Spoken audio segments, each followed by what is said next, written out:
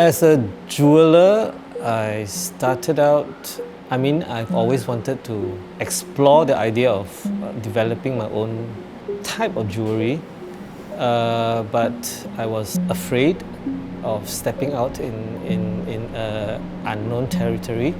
So I worked for various companies for a while before I told myself, well, before I get too old to do this, I better step out and do something. So I did.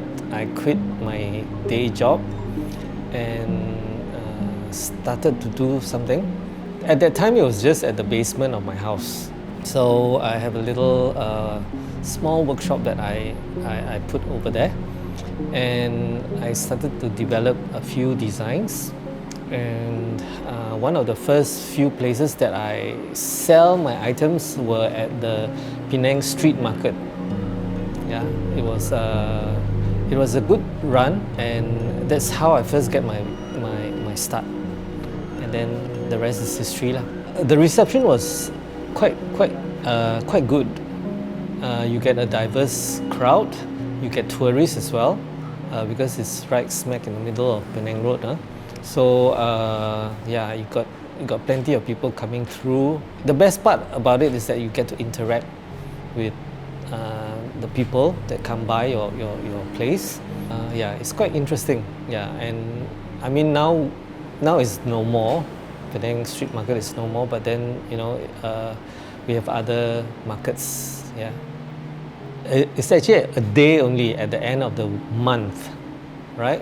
So it's pretty hard to make a living from one day's sale a month. So well, since I'm doing this, and it makes sense to actually get a retail area so that it's permanent, and I also can work permanently in the place. So hence my first shop that is on Armenian Street. Yeah. All of my work is actually based on my personal interests. The very first collection that I came up with is based on my diving trips. Being a diver for many years, obviously I see many underwater sceneries, fishes and corals, and this has stayed in my mind. So one of the very first collection that I wanted to do was those images, to capture them, to preserve them, because corals take years to grow, and within a second they can be all destroyed. I wanted to bring awareness to the fact that there is that fragility in nature that we need to look after. So hence that's one of my first collection that I did, and I have extended the collection. Now it's got tons of different designs that's based on the ocean. Yeah. Then the second collection of mine is plants, because there's something about plants, about the colors, that is very calming. And sometimes when I'm stressed and all that, all I need is just a plant, and I get calmed down, and things are better with greens around, So I dedicate another section of my collection to botanical plants. Yeah, and then finally, I developed the Peranakan series as the third collection, partly because I have memories of living in my grandmother's house, where I experienced the lifestyle of a Nonya and Baba. It's not just the visuals, but it's also the smells, the food, that I remember most. And these have, once they're imprinted in your mind, they stay there for I think probably for life. And these are the things that is essentially me. Yeah, that no one can take away. Because I had to go through a period where I asked myself, who am I? When my very first design was copied, and I realized that I can only do me. I cannot do somebody else. I cannot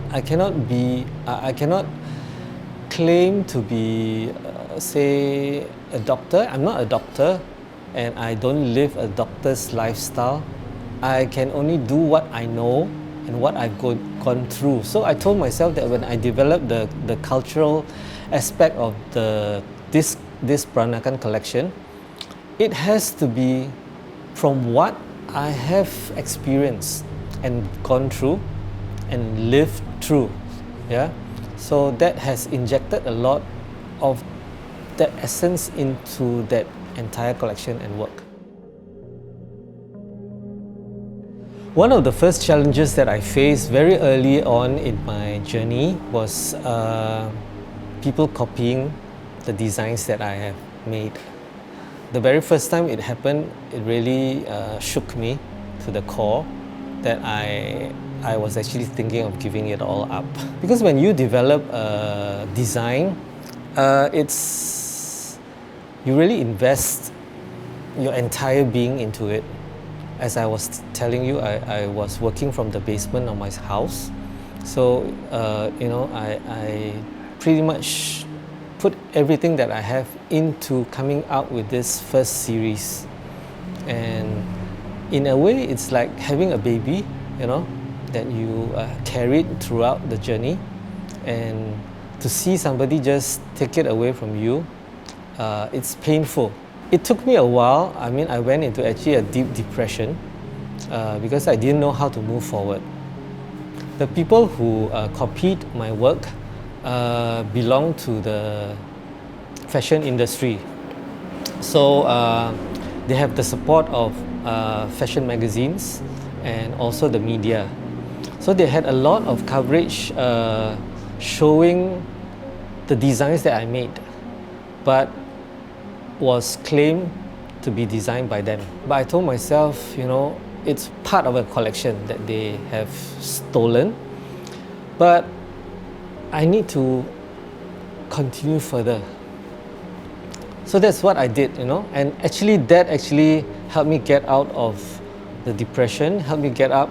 I basically just continue to do what I have been doing, because the community is actually not very big, and if you actually eat off from each other, then we are not able to actually grow from there, But I think we are still developing. We are still not very strong in design. I think we need to look outside, see how people are actually doing it, and that is my main focus. To keep moving, not to look inward but to look outward.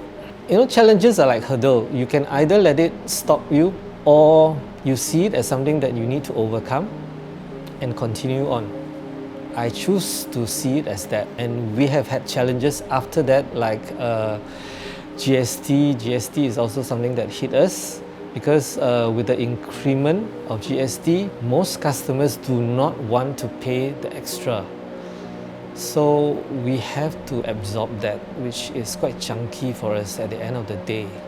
So that period was also difficult because it also deterred people from actually coming to buy, because they're thinking that, I have to spend extra on the certain percentage. Yeah. Fast forward, it's the pandemic, and that is by far the hardest hurdle or rather challenges that we are facing now. We haven't completely gotten out of it yet, but I still live by the motto not to stop what I'm doing. Even though during the 2 years of pandemic, we had multiple lockdowns where we are not able to operate, which means zero income for a small business like that. It meant a lot. I somehow find ways to actually continue to do creative things and to learn new things, and which I did. So I do not regret that. I do not regret not stopping. Yeah.